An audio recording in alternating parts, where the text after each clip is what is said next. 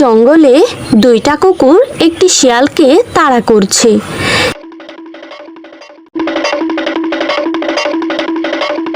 শিয়াল তো ভয়ে নিজের প্রাণ বাঁচানোর জন্য দৌড়াতে লাগলো। এমন দৌড়াতে দৌড়াতে কুকুর দুটো শিয়ালকে ধরে ফেলে আর মাটিতে ফেলে কুকুর দুইটা শিয়ালকে কামড়াতে থাকে। এমন সময় সেখানে গাছে বসে থাকা কোকিল ও কোকিলা বলতে লাগলো, আহারে দেখো, শিয়ালটার কি দুর্দশা। তাই তো, দুটো কুকুর আর একটাই শিয়াল, বেচারা তো নির্ঘাত প্রাণী মরবে গো। চলো না দেখি যদি শিয়ালকে কোনোভাবে বাঁচাতে পারি। এটা বলে কোকিল ও কোকিলা শিয়ালকে বাঁচাতে গেল।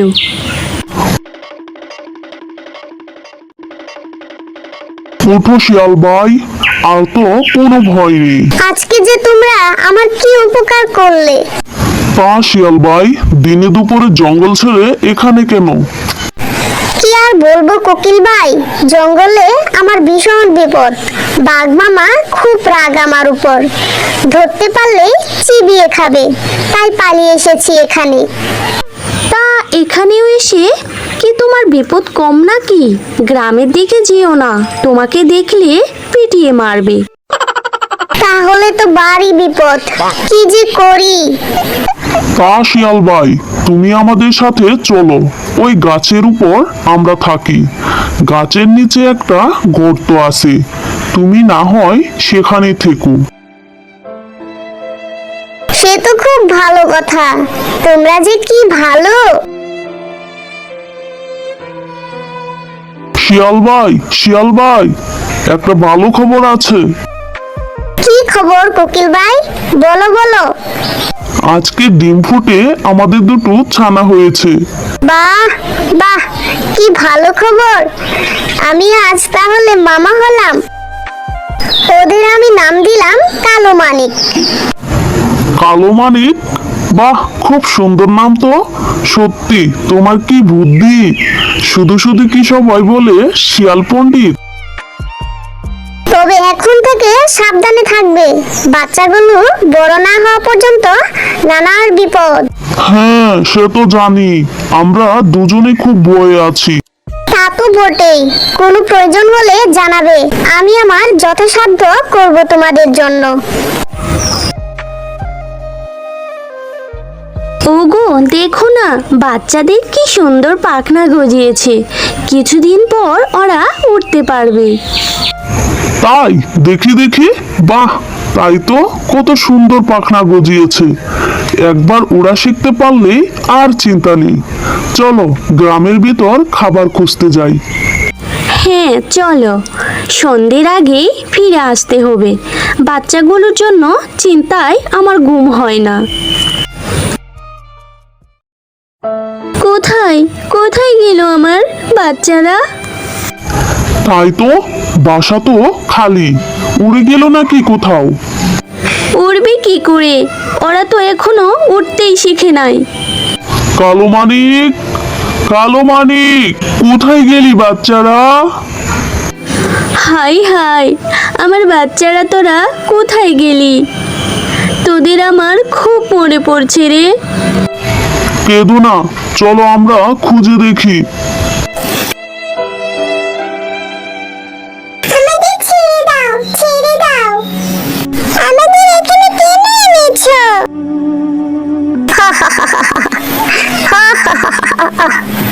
এনেছি কেন জানিস না? তোরা তোরা আরেকটু বড় হলেই তারপর একটা একটা করে দুটো কেক গিলে খাবো। তুমি খুব দুষ্টু, আমার মা বাবারা জানতে পারলে তোমাকে মেরে ফেলবে।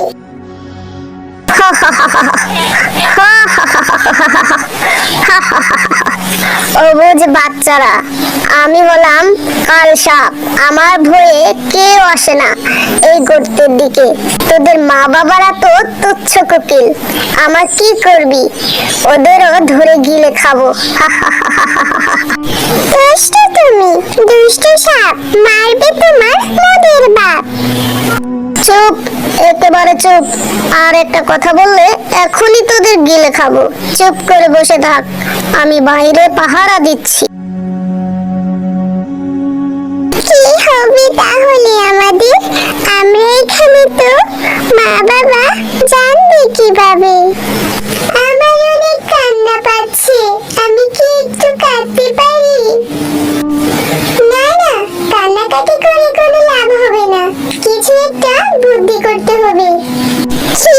কি করে তাহলে? আমিও কি একটু ভাবতে পারি? আমার মাথায় একটা বুদ্ধি এসেছে। কি বুদ্ধি, সেটা কি আমি জানতে পারি? আমাদের একটা পালক তা বাইরে ফেলে দিই, তা দেখে বাবা মা নিশ্চয়ই বুঝতে পারবে, আর বুঝবে আমরা এখানে আছি দুষ্ট সাপের খপ্পরে। হাই হাই, আমার বাচ্চারা তোরা কোথায় গেলি রে? দুঃখে আমার কলিজা ফেটে যাচ্ছে। সব জায়গা তো খুঁজে এলাম, কোথাও তো পাচ্ছি না ওদের।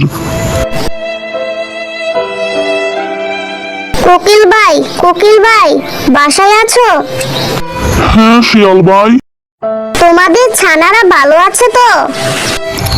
দুঃখের কথা কি বলবো শিয়াল বন্ধু, কাল থেকে আমাদের ছানা দুটোকে খুঁজে পাচ্ছি না। সারা গ্রাম তন্ন তন্ন করে খুঁজেছি। হাই রে হাই, কোথায় গেলি রে তোরা? ঠিক বুঝেছি, ওই সামনে বট গাছে একটা কাল সাপ থাকে। ওই কাল সাপের ভয়ে কেউ ওর কাছে যায় না। ভয়ঙ্কর কালো সাপ, কামড়ালেই নির্ঘাত মৃত্যু। ওই গাছের পিছনে আমি দুটো কচি নরম পালক দেখলাম, ওই দুটো নির্ঘাত তোমাদের কালো মানিকদের। আমার কি সর্বনাশ হলো! হাই হাই, আমার বাচ্চা দুটো দেখে মৃত্যুর দিকে যাচ্ছে। এখন কান্নাকাটি করার সময় নাই গো, বুদ্ধি করে উপায় বের করতে হবে। কি বলো শিয়াল ভাই? একদম ঠিক কথা বলেছো, চলো সবাই মিলে সাপের গর্তের দিকে যাই। ওই গর্তের পিছনে একটা ফুটো আছে, চলো গিয়ে দেখি আমাদের বাচ্চারা কি করছে। ওরে আমার কালো মানিকরা, তোরা কোথায়? কে বাইরে? কে কথা বলছে? আমাদের মা কথা বলছে। এই দুষ্ট সাপ, তুমি বুঝবে মজা। মা মা, ও মা, দেখো না আমাদের এই দুষ্ট সাপ ধরে এনেছে। একটা তুচ্ছ কোকিল, সে করবে আমাকে কাবু। আমার বাচ্চারা, তোরা ভয় পাস নে, একটা উপায় আমি বের করবই, তোরা সাবধানে থাকিস। এখন কি করব? আমার দুধের বাচ্চাদের বোধহয় বাঁচাতে পারবো না আর। চলো আমরা শিয়াল ভাইয়ের কাছে যাই, ওর অনেক বুদ্ধি, নিশ্চয় একটা উপায় বের করে দিবে আমাদের। আর কোকিল ও কোকিলা সেখান থেকে চলে গেল শিয়ালের কাছে বুদ্ধি নেওয়ার জন্য।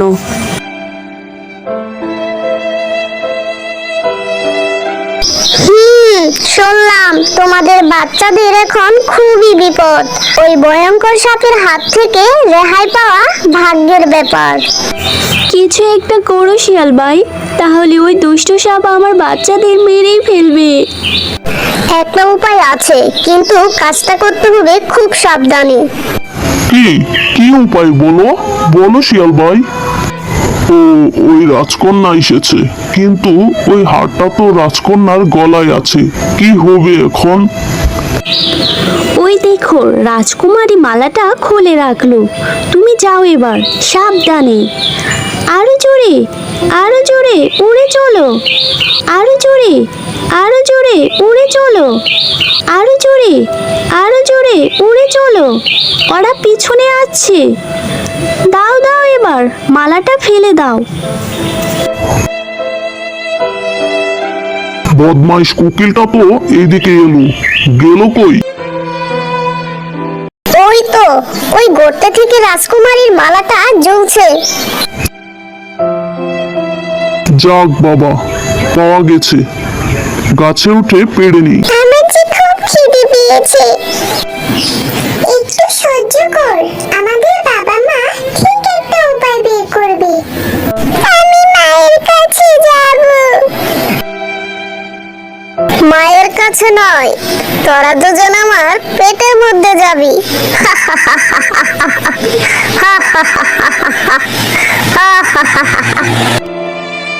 বাইরে বাইরে তো সুরগুল কিসের? আরে আমার গর্তে এটা আবার কি? আরে এটা তো একটা সাপের গর্ত, একটা সাপও রয়েছে। মালাটা নিতে গেলে যদি কামড়াতে আসে?